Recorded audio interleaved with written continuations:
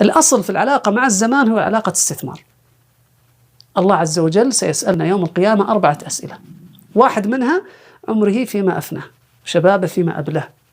سنسأل عن هذا الوقت كل ثانية فيه. فإذا أحسنت العلاقة معه، طب هل ممكن إنسان ما يحسن العلاقة مع الزمان؟ نعم لا يحسن العلاقة مع الزمان. كيف لا يحسن العلاقة مع الزمان؟ في ناس تفضي نفسها عشان تصير فاضية، مع أن الأصل تفضي نفسك عشان تصير مشغول، عشان تنشغل بشيء. لا، بفضي نفسي عشان إيش؟ عشان أصير فاضي، عشان أجلس أتكي، عشان أصير فاضي. هذا علاقته مع الزمان سيئة. العلاقة مع الزمان الذي يكثر النوم مثلا واللهو، لم تخلق لهذا. هي كأنك تقول علاقة مع الوقت. العلاقة مع الوقت، نعم، اللي هو الزمان. العلاقة مع الوقت، كيف تستثمر هذا الوقت؟ جميل. كيف تحترم هذا الوقت؟ احنا جدنا في القرآن من هو؟ إسماعيل، جدنا، جد العرب إسماعيل، الذي مدح به أنه كان صادق الوعد. طيب احنا كيف أمورنا في صدق الوعد؟ التعامل مع الزمن. يجيك واحد يقول لك 5 دقائق وعندك 5 دقائق، ايش معناها؟ نص ساعة. ومتقبلين، يعني احنا عادي متقبلين. العلاقة مع الزمان، علاقة مع الزمان ممكن تفسد لك علاقتك مع الله عز وجل. صحيح. لأن العبادات قائمة على المواقيت. العلاقة مع الزمان تفسد حياتك أنت، علاقتك مع نفسك، تفسد علاقتك مع الآخرين. فهي تفسد أشياء كثيرة في قضية العلاقة مع الوقت. العلاقة مع الوقت أيضا في فهم الوقت. مثلا واحد يشغل لي فيلم الساعة 2 في الليل، قال الحين جو فيلم. الآن هذا الوقت الذي ينزل فيه الله عز وجل، هل من سائل فأعطيه؟ هل من داع فأستجيب له؟ أنت تستهين بوقت السحر اللي وقت الاستغفار وقرآن الفجر كان مشهودا، تشوف فيه فيلم. عندك مشكلة أصلا في علاقتك مع الزمن. هذه الإشكالية. فهذه فكرة العلاقات ال4، ومن أهمها خلينا نقول صمغها هو العلاقة مع الزمن. الصمغ، العلاقة مع الزمن هو اللي يربطها.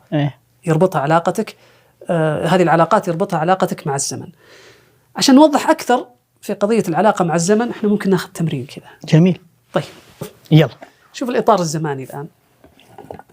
لو قلنا هذا اليوم، هذا 24 ساعة. ممتاز. 24 ساعة. يا سلام.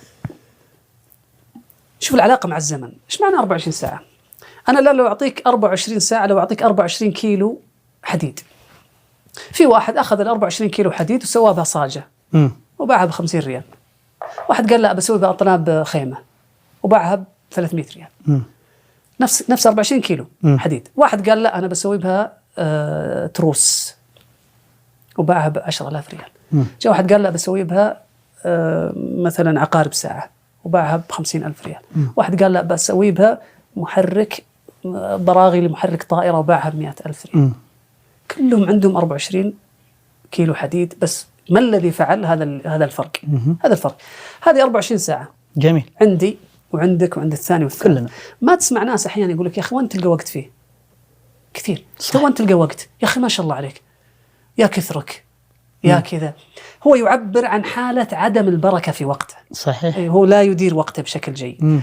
طيب لاحظ مثلا بعض الناس شو يسوي؟ يبدأ بصغائر الأشياء في يومه.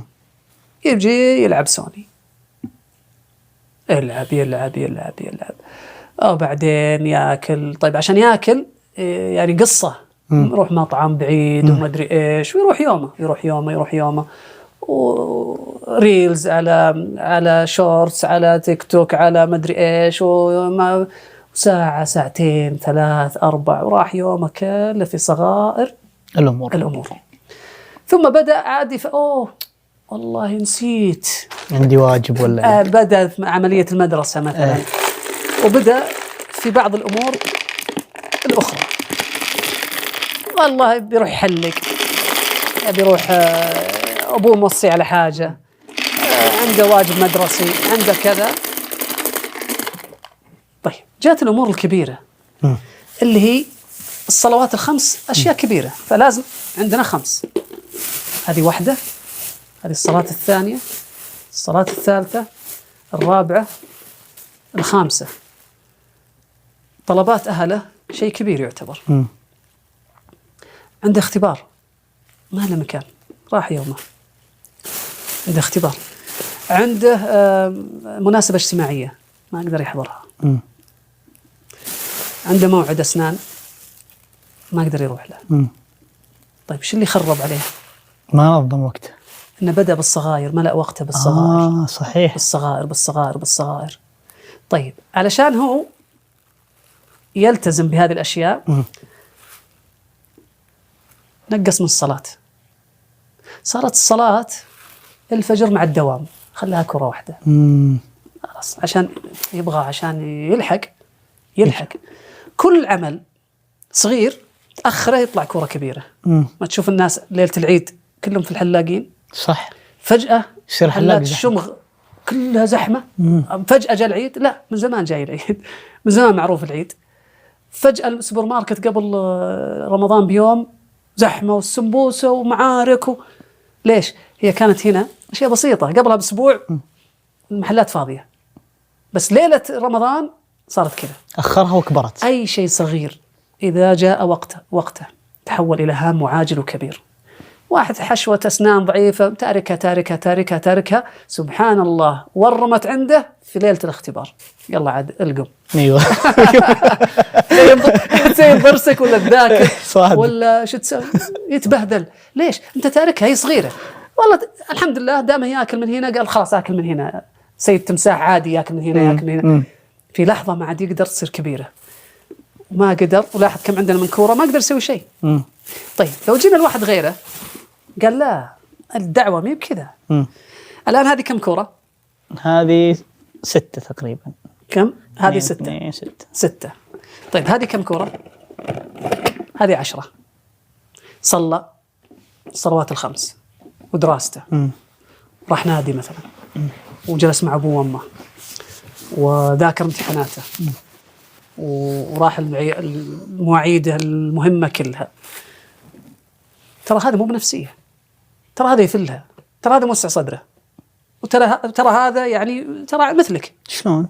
لأنه هو بدأ بالكبير من وقته، فلقى الوقت إنه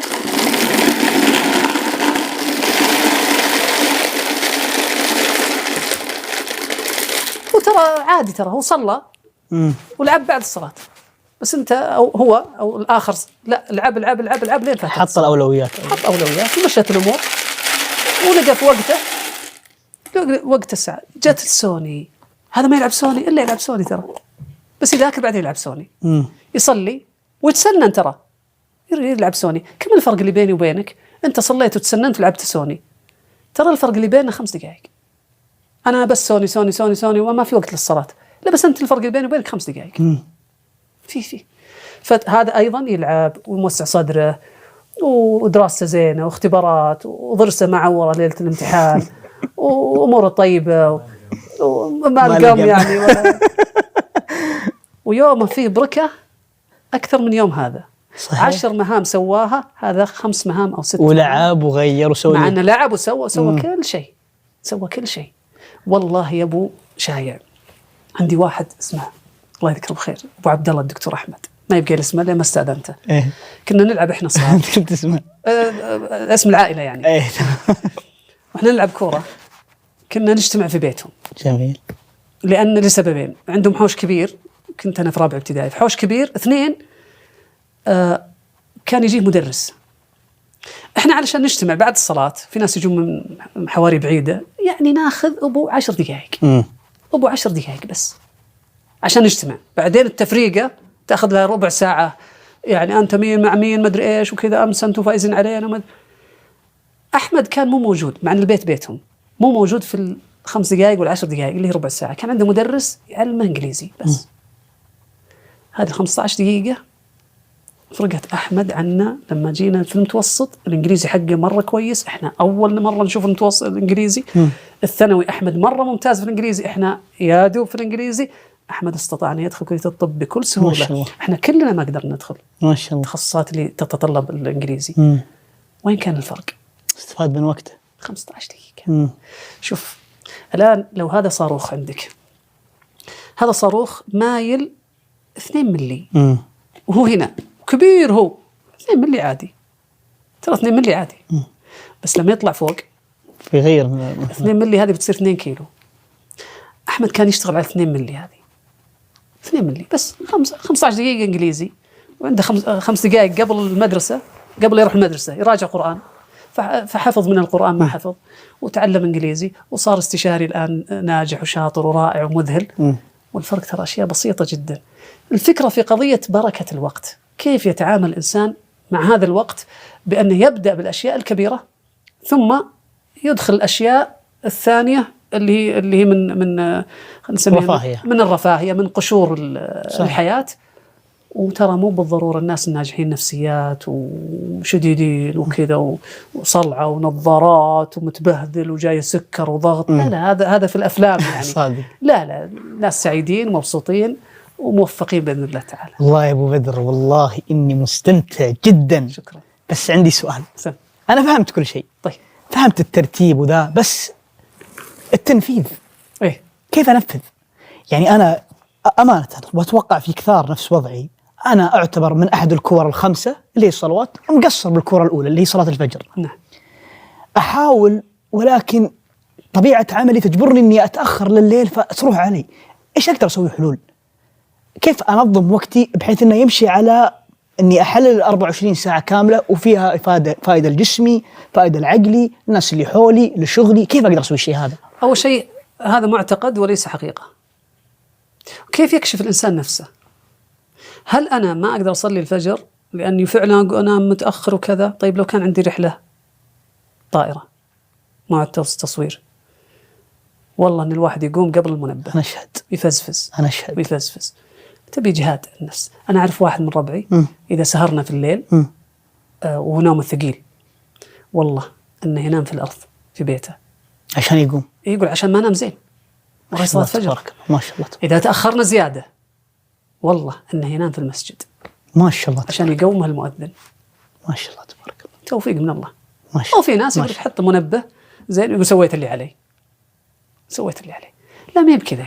كل أدرى بنفسه فعلا يعني. أما إذا كان إنسان فعلا نؤوم يعني نوام ما يخالف.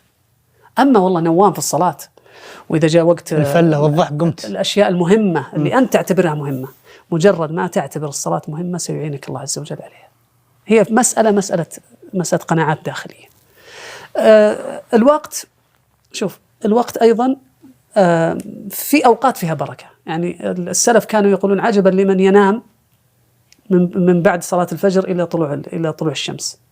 ما حد ينام، يقول هذا وقت توزيع الأرباح، ذكرت أصلا بالقرآن والبركة. صحيح. وبورك لأمتي في بكورها. قضية أن الواحد ينام مثلا ويضيع هذا الوقت، السهر. شوف أنا لم أجد شخص يسهر ويحافظ على الصلاة، ما وجدت.